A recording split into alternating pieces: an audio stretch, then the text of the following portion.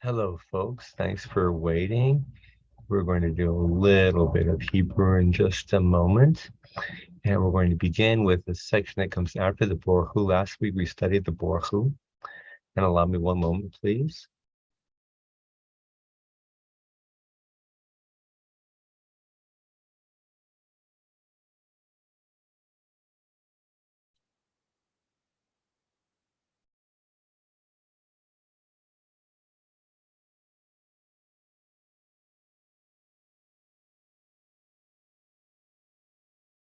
Last week we studied the Baruch Hu. And remember, the Baruch Hu is the attention getter. We stand up, and then we bend and we bow, and we have those two short one lines. And then we have a short blessing, and then we start our walk through a doorway towards the Shema, which is a pivotal moment, a core element within our Jewish consciousness. In order to get to that, we need to kind of warm up. The blessing after the Baruch Hu speaks of God as creating light and dark and everything in the universe. So the doorway from the Baruch Hu to the Shema takes hold of this theme of light and dark and creation.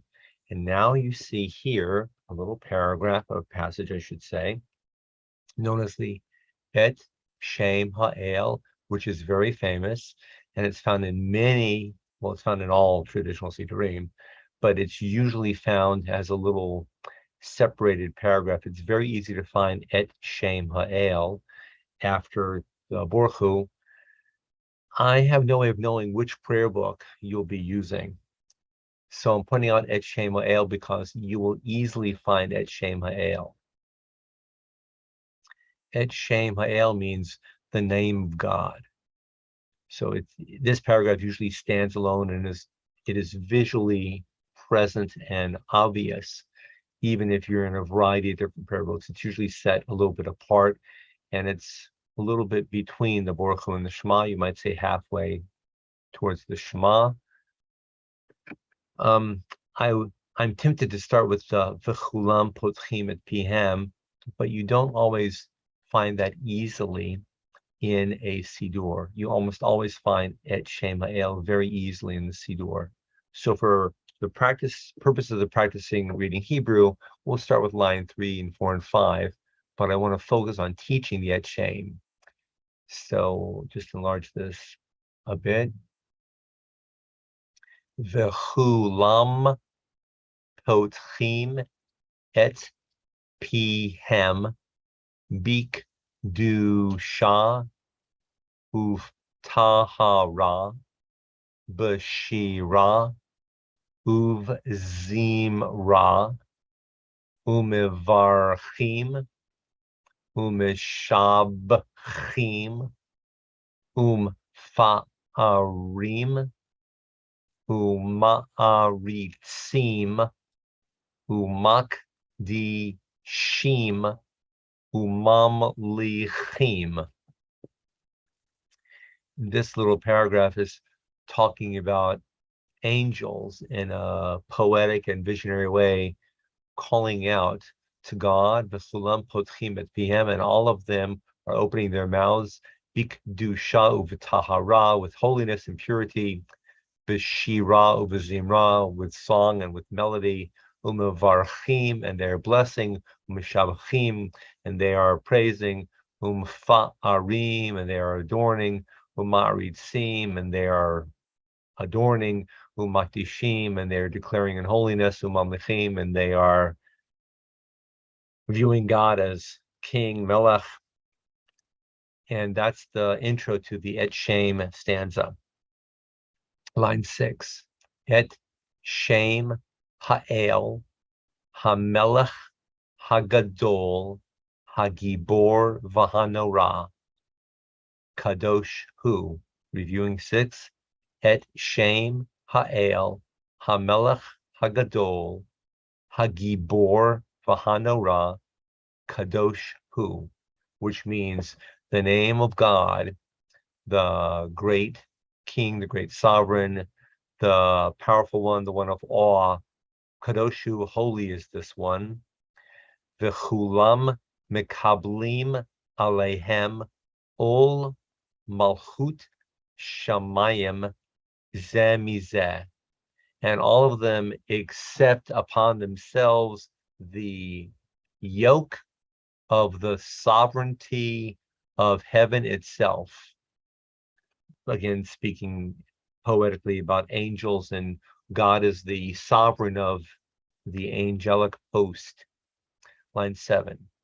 V'chulam mikablim alehem ol malchut shamayim ze mizeh v'notnim reshut ze lazeh v'notnim reshut ze lazeh. The angels are working together. Lahakdish liyotzram benachat ruach, to dedicate in holiness their creator with a pleasantness. Bisafa virura uvinima. Bisafa virura uvinima. With clear and pleasant language and words. Kedusha kulam, with holiness, all of them. Ke'echad, together. Onim ve'omrim, are calling out and saying biyirah, with reverence. Holy, holy, holy is the Lord of hosts. So all this lead up, line 9, 10, and 11, is talking about how the angels are excited about calling out to God. And angels are constantly saying, God is cool, God is amazing, God is fantastic, God is the Holy One of the entire universe. That's what angels do. If you want to ascribe to this idea of angelic beings, which is poetic and mystical and lofty and exciting. And so here's the phrase, Kadosh, Kadosh, Kadosh, Adonai Tzivaot. And in big print, here it is, line number 12 and 13. Kadosh, Kadosh, Kadosh, Adonai Tzivaot, Tzivaot, Malo, Chol, Haaretz, Kivodo. Holy, holy, holy is God of hosts. Malo, Chol, Haaretz, Kivodo, literally filling the entire world with God's own glory and honor. Adonai is God's name. Tzivaot means a host, hosts. In modern Hebrew, it's used to talk about an army. And actually, in ancient Hebrew, it can also refer to an army. The theme in Tzivaot, in this word here, is that God doesn't go anywhere by God's self. God has an entourage or a retinue. Think of people who are in the military or political big shots, and they also travel with an entourage. So a host is a whole company of beings. And this nickname, Adonai Tzivaot, is found in prayers and in commentaries and in other contexts, you might say. So now you've learned a little bit of the introduction of the Et Shem, which is the bridge point between the Baruch Hu and the Shema. And we're approaching the Shema, and I look forward to seeing you soon. Goodbye and shalom, and take care.